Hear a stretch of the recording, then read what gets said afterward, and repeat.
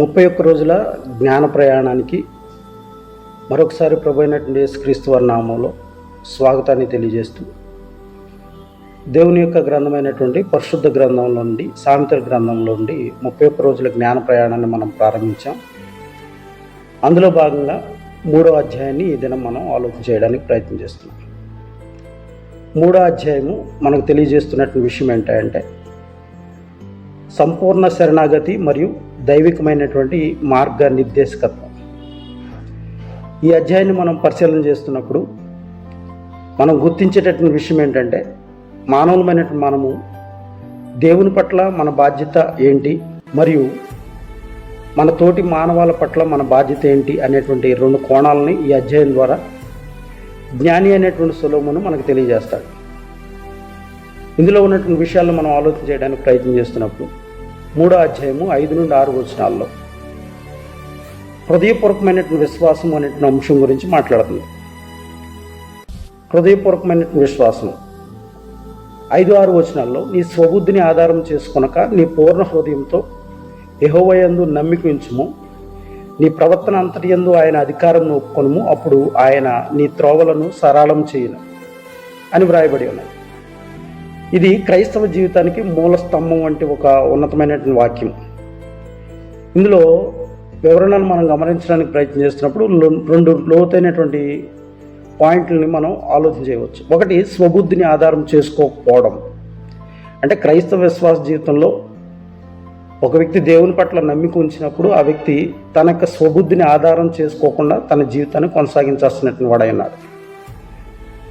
ఇందులో ఉన్నటువంటి విషయాన్ని మనం ఆలోచన చేయడానికి ప్రయత్నం చేస్తున్నప్పుడు మానవులమైనటువంటి మన యొక్క తెలివితేటలు పరిమితమైనవి. మనకు కేవలం వర్తమానం మాత్రమే తెలుసు, కానీ దేవునికి భవిష్యత్తు తెలుసు. కాబట్టి భవిష్యత్తుని ఎరిగినటువంటి దేవుణ్ణి ఆధారం చేసుకోవడం అనేటువంటిది విశ్వాస జీవితంలో ప్రాముఖ్యమైనటువంటి పాత్రను పోషిస్తుంది. రెండవది, ఆయన అధికారం ఒప్పుకోవడం.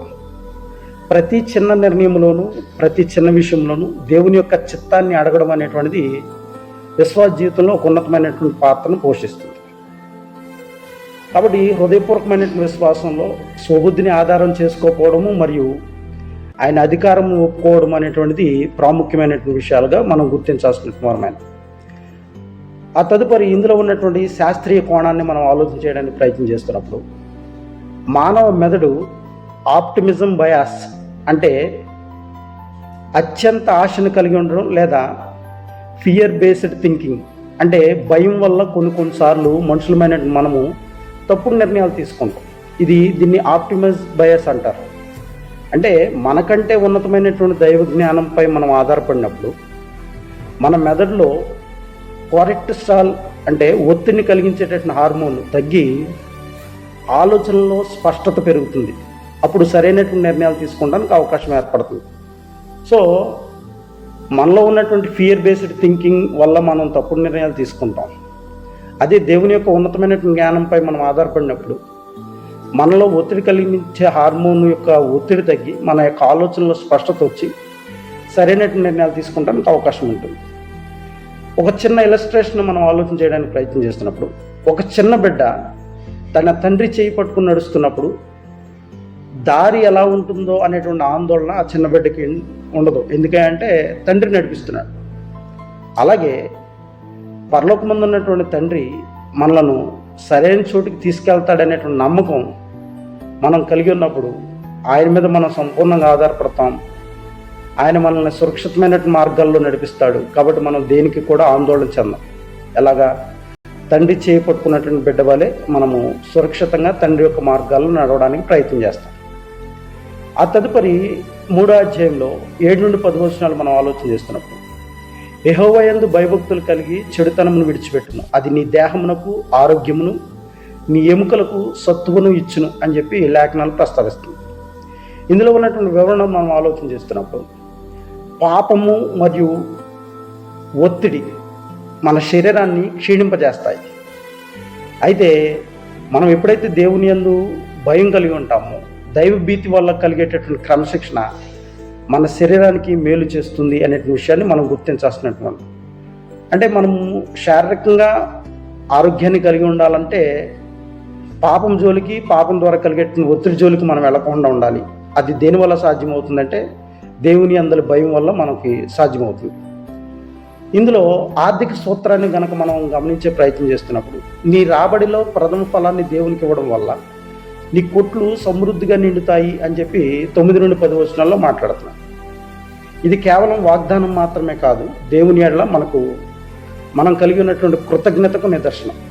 ఈ భూమి మీద మనం అనుభవిస్తున్న ప్రతిదీ కూడా మన శక్తి సామర్థ్యాలను బట్టి కానీ, మన జ్ఞాన సామర్థ్యాలను బట్టి కానీ మనం సంపాదించుకుంటున్నది కాదు. ఆయన మనకు కలగజేస్తే అవి మనం పొందుకున్నాం.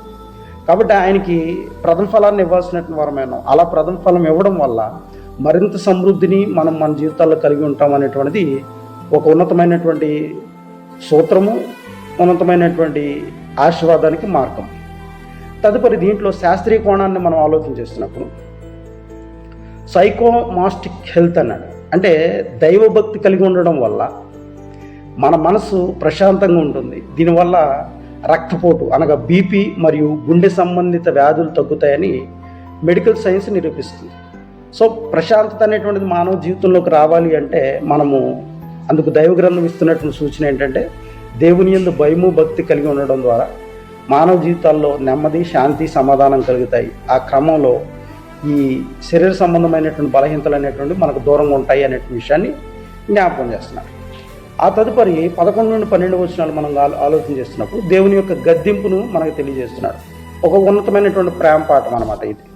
ఏంటి ప్రేమ పాఠము? యెహోవా శిక్షను తృణీకరించవద్దు.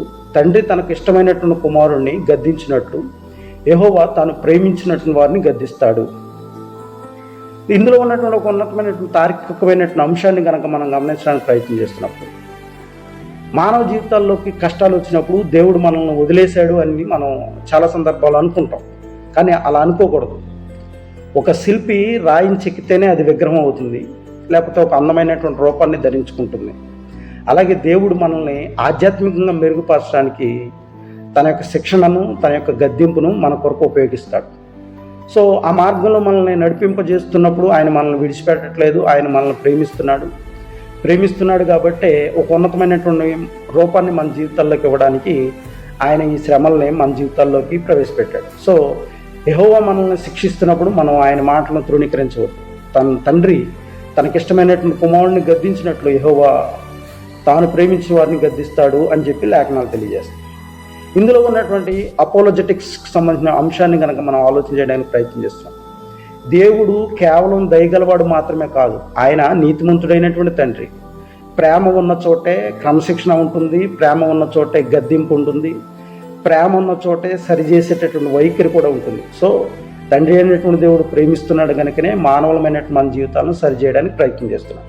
ఒకవేళ నా వ్యక్తిగత జీవితాల్లో దేవుడు అలాంటి చొరవ తీసుకుని మనల్ని శిక్షించే ప్రయత్నం, మనకు శిక్షణ కలగజేసే ప్రయత్నం చేస్తున్నప్పుడు ఏదో అపోహలతో, ఏదో అవిశ్వాసంతో ఆయన మీద తిరుగుబాటు చేయకుండా ఆయన గద్దింపుకు లోబడే ప్రయత్నం మనం చేయాలి.